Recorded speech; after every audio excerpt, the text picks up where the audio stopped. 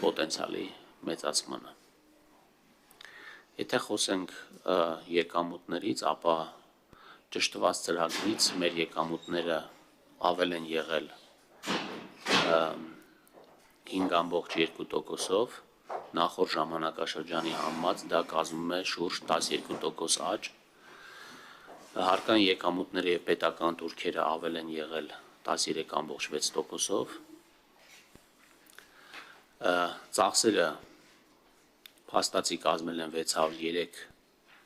միլիարդ դրամ, պլանավորված 857 միլիարդ դրամի համեմատությամբ, որը կազմել է 70,4%։ Մենք ունենք կապիտալ ծախսերի ավելի ցածր կատարողական, այստեղ պայմանավորված է պաշտպանության նախարարության որոշ կապիտալ ծախսերի առաջի եռամսյակով հետաձգված, այսպես ասած, կատարման և նաև ճանապարհաշինության ոլորտում հաշվի առնելով եղանակային պայմանները, մեր աշխատանքները մի փոքր ավելի ուշ կսկսվեն և կարծում եմ, որ այն ճեղքը, որ ունենք, արագ կլրացվենք, ու սա քրոնիկ բնույթ է կրում, մենք իհարկե այս տարի մի փոքր վատթարացում ունենք առաջի եռամսյակում նշվածս պատճառներով։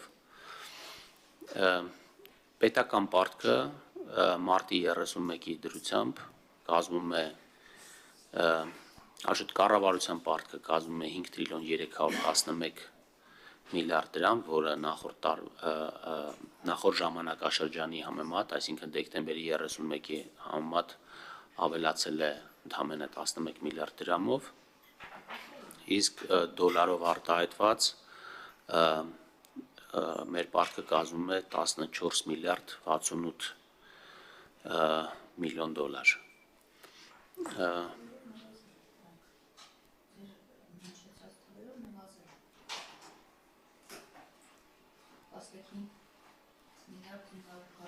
Երեքհարդ 311 կա հիմա, եղել է 300, 11 միլիարդով ավելացել է, գուցե ինչ-որ մի բան սխալ ասեցի։